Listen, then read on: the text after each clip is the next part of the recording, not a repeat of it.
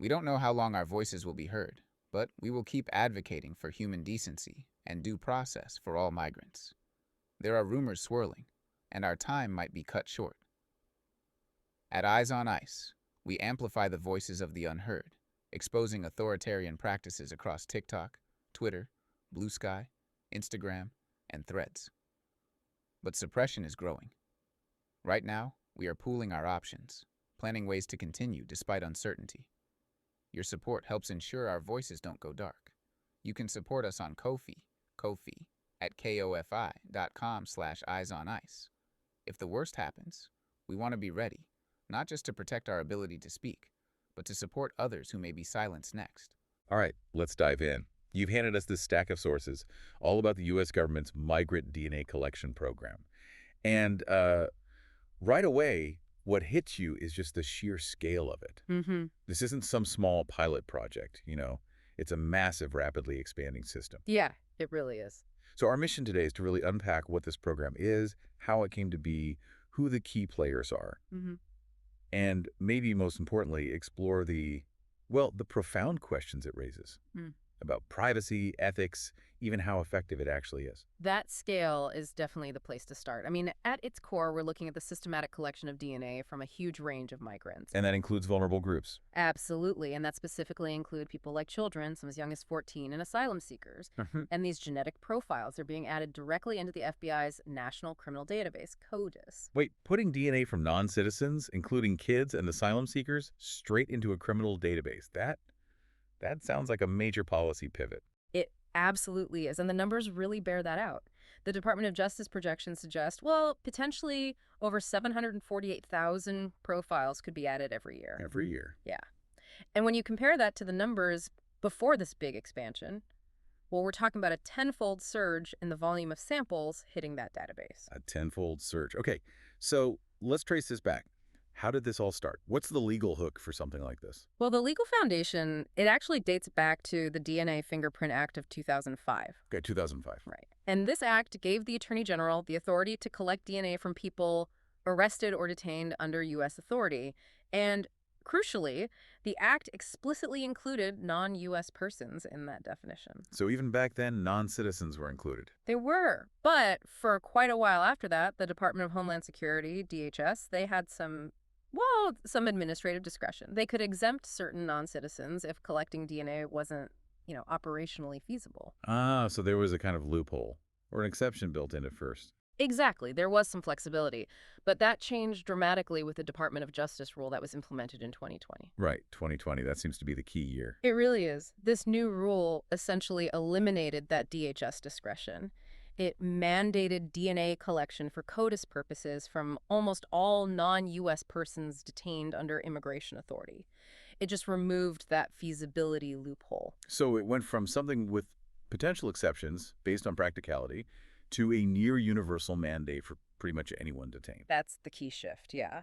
And the collection process itself, it's fairly typeform. Typically a simple buccal swab, cheek swab.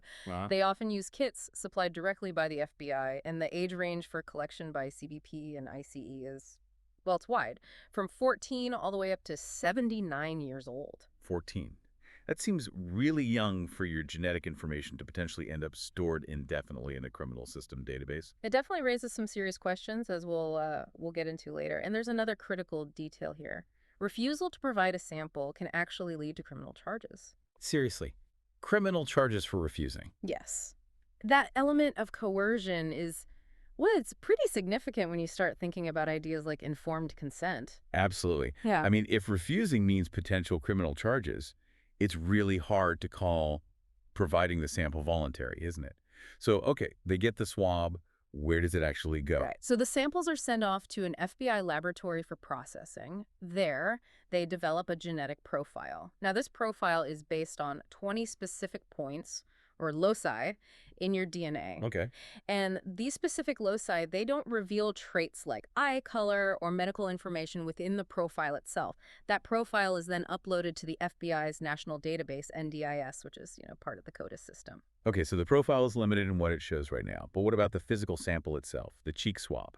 And this is a really crucial point that comes up in the sources. The physical DNA samples themselves, They're retained indefinitely by the FBI. Indefinitely. Indefinitely. And the FBI has reportedly noted an interest in leveraging, well, as yet undeveloped technology with these stored samples down the line. Indefinite retention of the physical sample. Yeah. Wow. That feels like it really opens the door to analyzing much more later on, doesn't it? Information we can't even, anticipate extracting today. Exactly. It raises long-term privacy flags. You mentioned the scale earlier. What have the actual numbers looked like since that 2020 rule really kicked in? The scale is pretty staggering, honestly. Since that 2020 rule took effect, over 1.5 million migrant DNA profiles have reportedly been added to CODIS. 1.5 million. Yeah. And compared to the figures before 2020, that's a surge of over 5,000%. 5,000%. It's huge.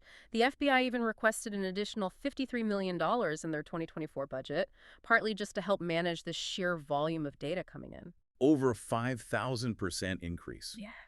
Tens of millions in requested funding. I mean, that kind of rapid, massive expansion, it often hinges on specific technology, right? Yeah. And the companies that develop and provide it. What does that corporate ecosystem look like here?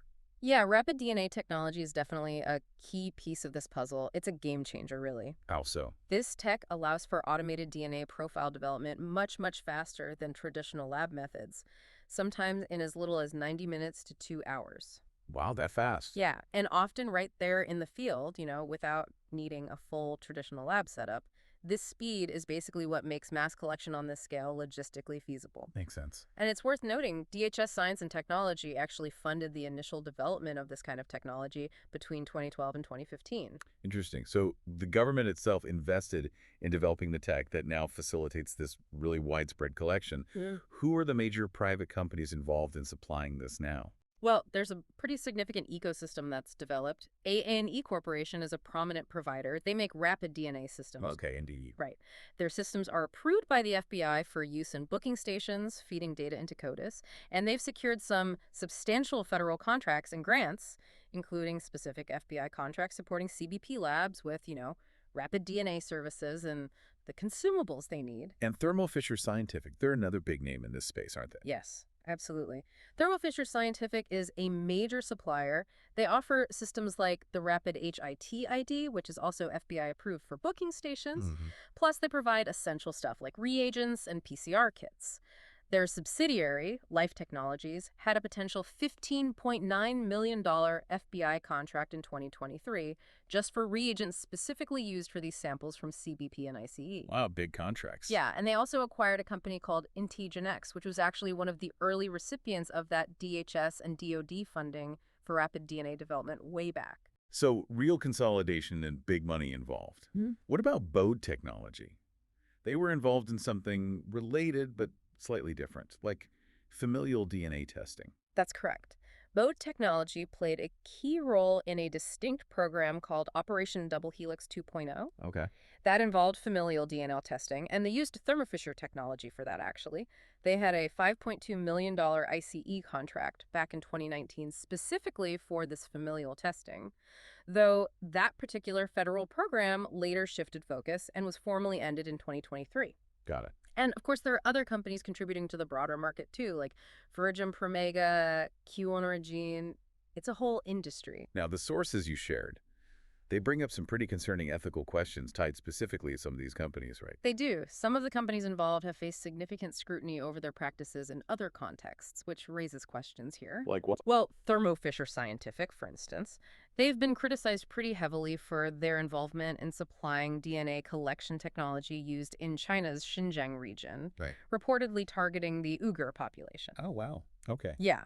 And there was also a 2024 study involving Thermo Fisher scientists that actually got retracted over ethical concerns, things related to consent and potential misuse of certain Chinese genetic data. That's not great. No.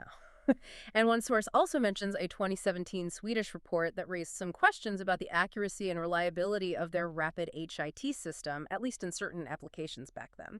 Those are serious issues, especially given their role in collecting very sensitive data from a vulnerable population like migrants. What about Bode Technology? Anything there?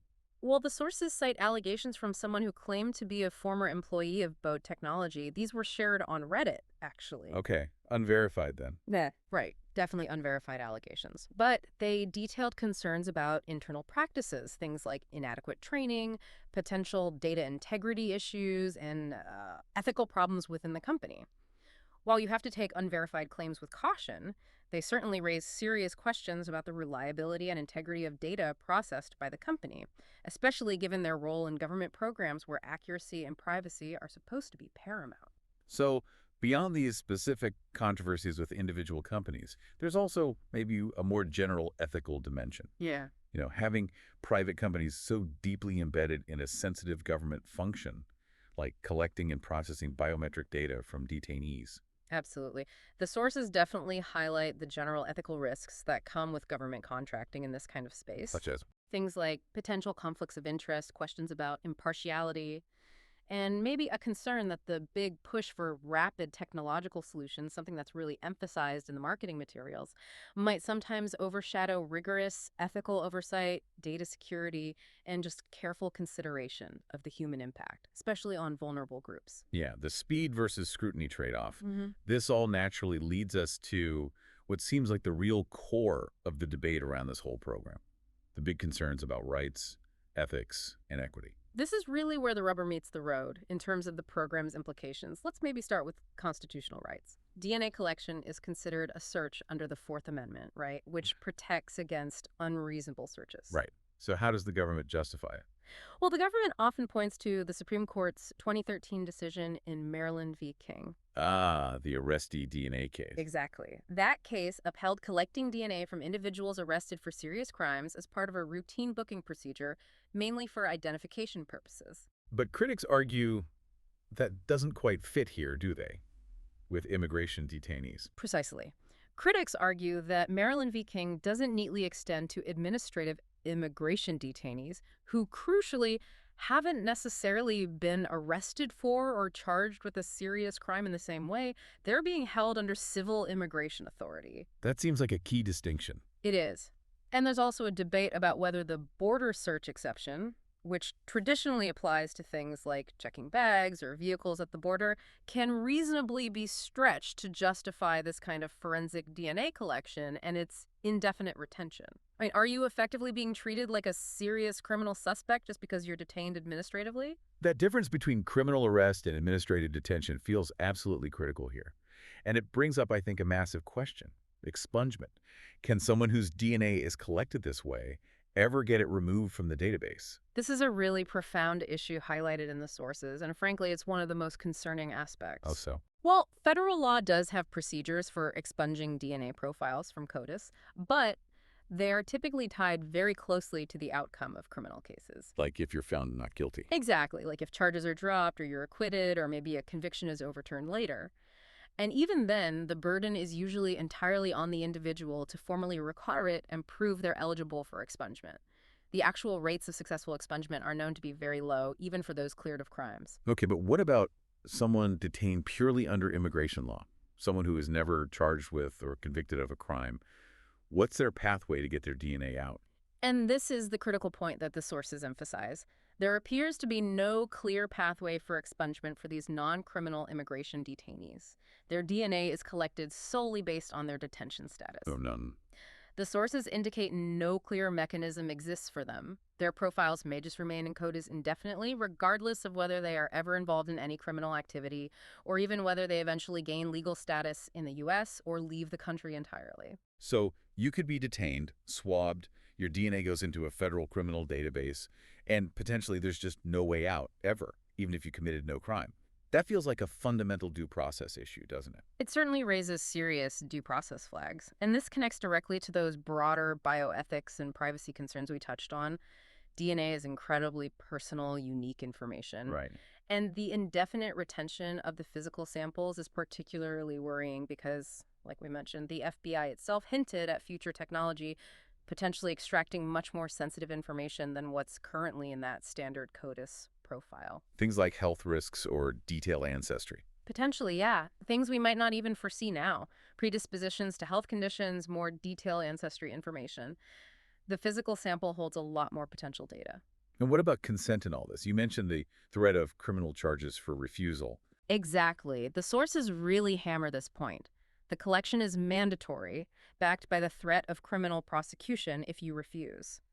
And reports suggest many migrants aren't given clear, understandable information about why their DNA is being collected or the fact that it's going into a permanent criminal database. So it doesn't sound much like genuine informed consent then. It really doesn't meet that standard, according to critics. Okay, so let's recap that. Mandatory collection, often without clear information. Indefinite storage of the physical sample with potential for future analysis. And no clear way for those not convicted of a crime to get their profile removed. This feels like it's building something much larger than just solving specific crimes. That's exactly the argument many bioethicists and rights groups are making. They frame this program as contributing to a larger genetic surveillance infrastructure. Genetic surveillance. Yeah. They see it as ethically problematic because it shifts the focus. It moves away from using DNA retrospectively, to solve specific past crimes, towards potentially assessing future criminality based purely on someone's status, in this case, being a detained migrant. And that has a disproportionate impact. Absolutely. A disproportionate impact on minority groups, given border demographics. And there's a significant concern voiced in the sources that this program normalizes mass biometric collection based on category rather than suspicion.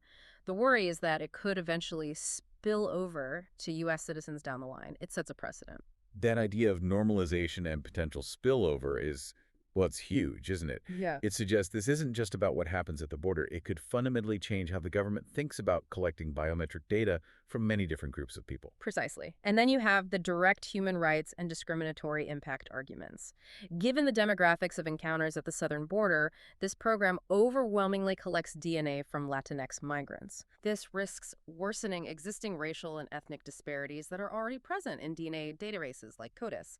Organizations like Human Rights Watch and the ACLU argue pretty forcefully that this program violates fundamental privacy rights and has discriminatory or even xenophobic effects. And the specific targeting of asylum seekers and children?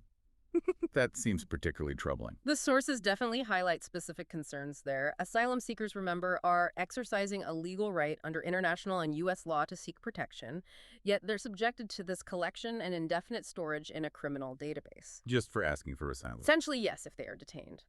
And collecting DNA from children as young as 14 for permanent inclusion in a criminal system database, well, it raises really serious questions about their rights, their capacity for anything resembling consent at that age, and the potential long-term stigma and implications for their entire future. So we have the stated goals: identification, crime solving.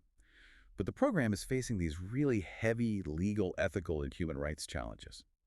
Let's try to bring this back to the practical reality for a moment. How is it actually working on the ground? What do the government's own oversight reports say? Yeah, this is where we get maybe a different kind of perspective. Governmental oversight reports, like those from the DHS Office of Inspector General, OIG, they reveal some pretty significant operational challenges. Like what? Well, for example, DHS OIG reports have documented historical issues with even getting the DNA collected consistently, despite mandates. One report that looked at fiscal years 2018-2019, even before the 2020 rule really tightened things, projected that DNA wasn't collected from about 88% of eligible arrestees by DHS components back then. 88% non-collection. Wow, that's a massive gap between the rule on paper and the practice on the ground. It is a huge gap. And more recent Government Accountability Office, GAO, reports have pointed to persistent, ongoing issues. Things like shortages of the actual DNA collection kits at CDP facilities. Still having trouble getting kits. Apparently so, according to GAO. And maybe even more critically, GAO found that CPP does not systematically track the reasons why DNA isn't collected from individuals who technically should be sampled according to the mandate. They don't know why they're missing people. They don't even know why they're not meeting the mandate in many cases. That's what GAO reported. And in fiscal year 2022, despite the stricter mandate and the big push, GAO reports and even whistleblowers indicated that CBP collected DNA from only around 37% of the eligible individuals they encountered. Only 37% in FY22. So they're still not hitting anywhere near universal collection rates. And they don't really track why they're missing most of them. Yep. That seems to undermine the argument that this is a strictly enforced, universally applied public safety measure, doesn't it? It certainly raises significant questions about the program's actual implementation, its consistency, and maybe even its prioritization on the ground. Now, let's flip to the results side. The justification is often crime solving. So how many crimes are actually being solved through this specific program? Right. What's the payoff? Well, GAO data showed there were 227 confirmed codicids, meaning a match in the criminal database, specifically resulting from CBP migrant DNA collections between fiscal year 2020 and fiscal year 2022. Okay, 227 hits total over that 3-year span, specifically from CBP's collection efforts under this program. How many samples did CBP actually collect during that same period? According to the source data compiled, CBP collected nearly 1 million samples over that time frame. The reports indicate around 970,000 samples in total across FY20, FY21, and FY22. Okay, hold on. So that's 227 hits out of almost 1 million samples collected by CBP. That's the math based on those figures, yeah. That gives us a hit rate of, what, roughly 0.023%. Is that right? That calculation seems correct based on those numbers, yes. A very small fraction of 1%. Wow. 0.023%. What does that remarkably low hit rate suggest about the program's proportionality? Especially when you weigh it against the sheer scale, the cost, the huge privacy intrusions, and all the human rights concerns we've just discussed. It raises very significant questions, doesn't it, about whether the immense scale and cost of this program and the profound privacy and ethical concerns it generates are actually justified by the documented results in terms of codicids. I mean, while any solved crime is important, of course. Nice. A hit rate of 0.023% strongly suggests that the population being subjected to this mass collection may have a very, very low incidence of involvement in the types of serious crimes typically investigated or solved through CODIS, especially compared to, say, a database composed primarily of convicted offenders or arrestees for violent crimes. It really prompts a hard look at whether the END's 227 hits over 3 years from nearly 1 million samples truly justify the means here. Given all these operational challenges, the questions about consistent implementation and that incredibly low hit rate compared to the massive scale, there must be organizations pushing back against this. What kind of advocacy, legal challenges are happening? Oh, there's definitely significant advocacy work underway. Groups like the ACLU, the Electronics Frontier Foundation, EFF, Human Rights Watch, they've been very vocal in critiquing the program, highlighting all the concerns we've talked about. How are they pushing back? Well, they're using tools like the Freedom of Information Act, FOIA, filing lawsuits under FOIA to try and force more transparency from DHS, the DOJ, and the FBI about the program's operations, its justifications, its costs, its error rates, things like that. EF has specific lawsuits against DHS and DOJ FBI mentioned in the sources. So trying to get more information out into the open, are there direct court challenges aimed at actually stopping this specific post-2020 mandate for mass collection from immigration detainees, like on constitutional grounds? This is actually a really interesting point that comes out of the sources. While Maryland v. King provides that background legal justification for DNA collection from criminal arrestees, Right. the sources note a striking lack of successful direct court challenges that have managed to actually get an injunction against or overturn the core post-2020 mandate for mass CODIS collection from immigration detainees, specifically based on constitutional arguments like the Fourth Amendment or due process. So no major court wins striking down this specific program? Not that are highlighted in these sources, no. While advocacy has sometimes led to administrative victories, for example, the Biden administration rescinded a different proposed rule that would have expanded collection of other biometrics, like voice prints and iris scans, from visa applicants and others. Okay.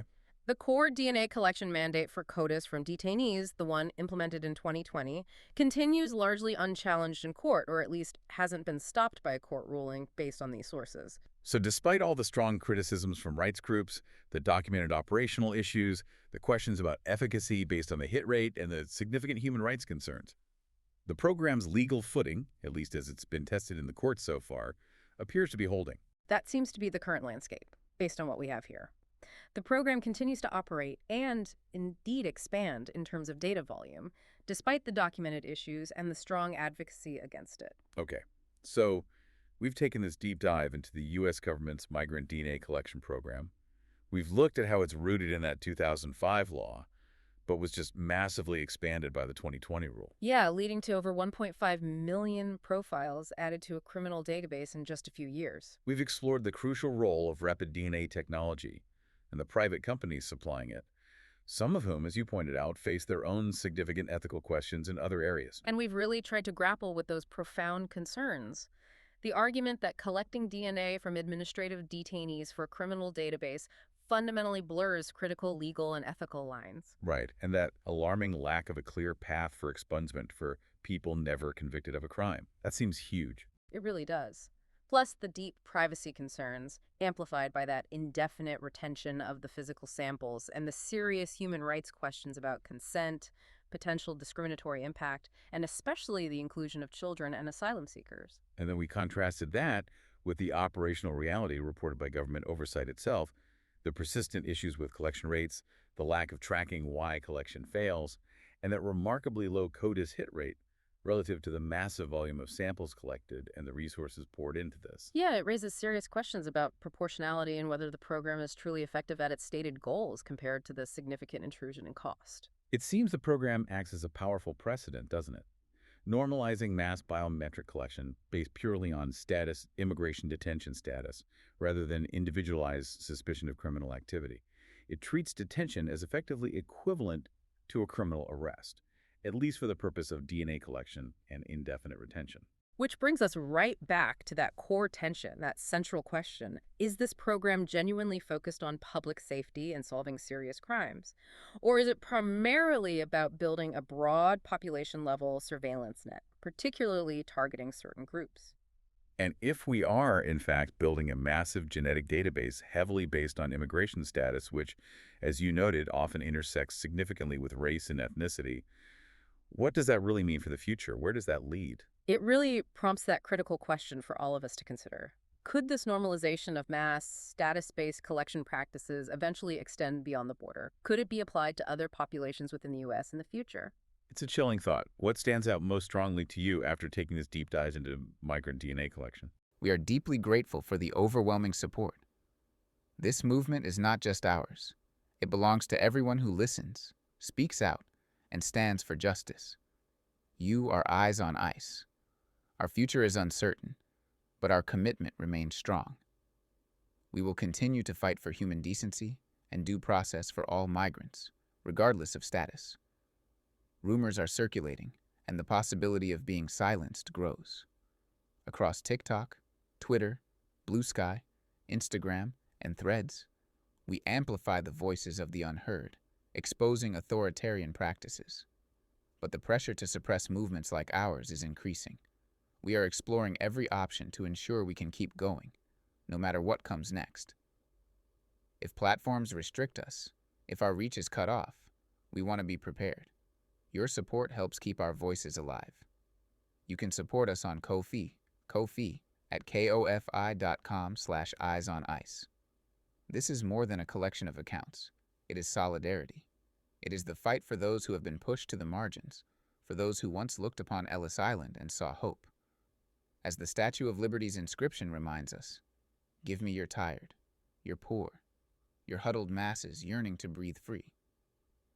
This movement is about standing together, refusing to let injustice go unchecked, and ensuring that no voice is silenced. We are Eyes on Ice. We are solidarity. And always remember, open hearts, open minds.